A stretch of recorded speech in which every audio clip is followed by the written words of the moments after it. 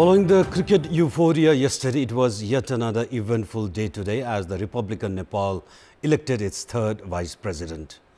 Ramsahar Yadav achieved the required majority to leave behind the two other aspirants, Mamata Jha and Ashtalakshmi Sakya, to clinch the position. With the election of Yadav as the vice president, the political party's blatant disregard for constitutional provision of inclusivity, meanwhile, has come to the fore yet again. Good evening, I'm Amar Singh Pradhan and these are the headlines of the hour. Alliance candidate Ramsahar Yadav elected third vice president of the country. Yadav caps up a memorable journey from a school teacher to the vice president-elect. Office of the Prime Minister gears up for Premier Dahal's India visit immediately after receiving a formal invitation from the southern neighbors. China President Xi Jinping to visit Moscow to hold talks with his Russian counterpart. The visit comes as Beijing proposes to end war in Ukraine despite lukewarm response from the West. And Machindra and Church Boys locked in a goalless battle. Jolakal youth secured the third win of the domestic top flight.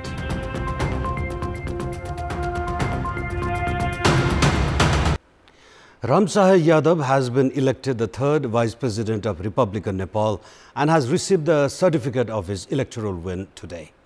Yadav received the required majority vote in today's vice presidential election. In the vote count held immediately after the election in the Parliament building in New Baneshwar, Yadav received a total vote weight of 30,328 as he saw off the competition of Ashtalakshmi Sakya of CPNUML and Mamata Jha of Janmat Party, another of the alliance candidate. Yadav received 14,536 vote weight from federal parliamentarians and 15,792 vote weight from provincial assembly members. A total of 829 votes were cast in the vice presidential election. 311 members of the House of Representatives and the National Assembly and 518 provincial assembly members had voted in today's election. 14 parliamentarians of Rashtriya Prajatantra Party, one from Nepal Workers and Peasants Party, did not vote, while President Ramchandra Paudel, Lakshmi Mahato of CPNUML, Congress leader Chandra Bhandari and Barsaman Pun of CPN Mao Center could not attend the election today. Newly elected Vice President Ramsahar Yadav had entered politics after quitting his job as a school teacher. Newly elected Vice President Ramsahar Yadav was born on 24th of July 1970 in Basbaria toll of Simraungarh municipality, Ward number 9 in Bara district. He belongs to a lower middle class family of farmers. He was drawn into politics following an incident where he was asked to leave his seat in a bus travelling from Bara to Makwanpur despite having paid for the ticket. After facing that incident of discrimination, Yadav joined the Nepal Sadbhavana Party led by Gajendra Narayan Singh in 1990. The next year, he started his profession as a teacher of mathematics and science at a local school. However, Yadav quit Sadbhavana Party in 2003 and joined Madhesi Janadhikar Forum, which back then was voicing for the rights of Madhes. Yadav was arrested during the 2006 April uprising, a popular movement in Kathmandu, and had led the protest against the Constitution of Nepal in the customs of Birgunj in 2015. Despite several disintegrations of Madhesi Janadhikar Forum, Yadav is among the leaders who has always extended his support to leader Upendra Yadav. Vice President-elect Ramsahar Yadav had led the Ministry of Forest for 9 months in 2021. He is also respected for his simple lifestyle, behavior and clean financial image. Vice President-elect Yadav had won the recent 2 parliamentary elections from Bara electoral constituency 2. As the Vice President, Yadav has assured of prioritizing protection of the Constitution and promoting national unity. Prime Minister Pushpa Kamal Dahal has made preparations to visit India before the mid-April. Office of the Prime Minister has made preparations for Premier Dahal to leave for India immediately after receiving a formal invitation.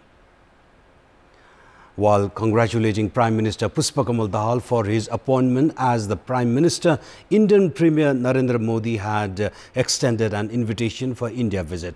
Based on the same invitation, preparations are now underway for Dahal's India visit. However, Dahal is yet to receive a formal invitation from the Government of India. Prime Minister Dahal is understood to have the aspiration of beginning his foreign visits from India and aims to improve ties with the southern neighbor. The agendas of Prime Minister during India visit include aviation route for Pokhara and Gautam Buddha International Airports, electricity trade and curbing trade deficit, among others. Before leaving for India visit, Prime Minister Dahal has to give a full step to the Council of Ministers. He has made preparations to seek the vote of confidence at the House of Representatives on Monday and then expand the Council of Ministers before the 24th of March. However, with uncertainty regarding the opposition at the Parliament, Prime Minister Dahal has made efforts to include Nepali Congress in the government. He is also making preparations to include all parties, extending him the trust of vote in the government. In our Public Voice segment, we have asked about their recommendations to the local levels for development and good governance. Let's take a look at what they have to say. Public Voice. आफ्ना कार्यकर्ताहरु पाल्ने खालका चाहिँ काम गर्नु भएन विकास निर्माणहरु गर्छन् त्यसको अनुगमन होस् स्थानीय सोच साधनलाई परिचालन गरेर स्थानीय समस्या समाधान गर्नुपर्छ कर्मचारीहरु वफादार रही प्राथमिकताको आधारमा योजनाहरु छनौट गर्नु पर्यो नेताले हैन जनताले भने काम हुनुपर्छ जनतामुखी भएर काम गर्न सक्नु पर्यो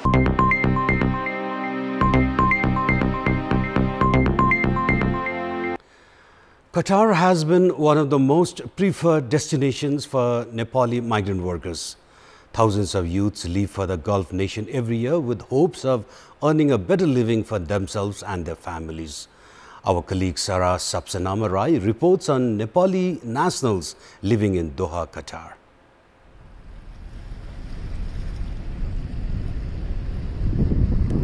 Roshan Tamang from Kathmandu went to Qatar in 2005.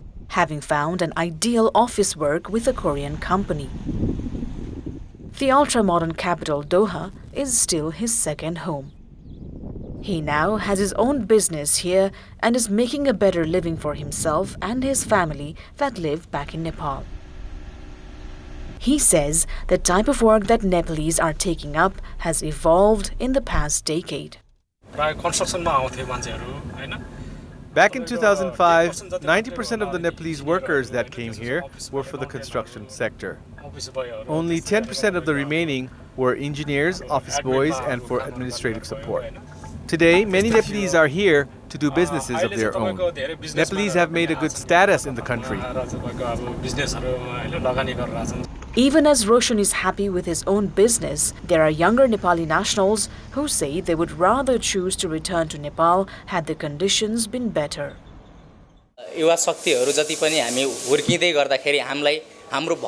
Most of us youths in Nepal feel compelled to seek for better future abroad. Our country's political instability is the top reason for this situation. We wish to stay home. Nobody wants to toil in foreign land. I wish Nepal government worked to improve the situation back home so we could do something in our own country. Qatar is home to over 300,000 Nepalese migrant workers, as it's a top choice for more than 15% of those who leave Nepal annually. They send home more than 17% of the total remittance the country receives, which is the highest from any Gulf country. However, according to Department of Foreign Employment, 45% of those who leave for foreign employment are unskilled. More than 46% have just basic skills. Only a negligible numbers are highly skilled. As Nepal prepares to become a developing nation by 2026, the government says it is formulating a smooth transition strategy with the foreign employment sector high on the list of agendas. The foreign employment sector is definitely one of our concerns. We also need to work on fundamental issues like education, health, and drinking water, among others, which affect human development. We have a smooth transition strategy that we look to follow in days to come. For that, we are holding bilateral and multilateral talks with partners. There's a significant number of Nepali girls as young as 20-year-olds working in semi-skilled jobs like waitressing. When approached, they hesitate to talk out of fear that they might breach company rules and might get deported from the country. In the bigger picture, their presence shows that our government's plan of gender equality, quality education and decent work has failed to produce significant results. Now, if Nepal's transitioning into a developing nation from LDC isn't smooth, young population like them could continue to be compelled to invest their productive years in foreign land. Sarah Sapsanama for Kantipur News, Doha. And it's now time for our segment Public Pulse, where it texts us with their opinion. Public Pulse.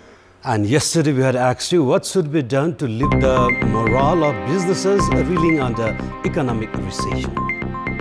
33% voted for option A, tax waiver, 46% voted for option B, loan support, and 21% voted for option C, monitor rents. And that brings us to our today's question. What should be done to create job opportunities back home? Your options are option A, investment-friendly environment, option B, set up productive industries, and option C, enhance skills and capability. The voting is on. Type any WS, select your option A, B or C and send it to 34001 to share opinion with us. Let's move on to international updates.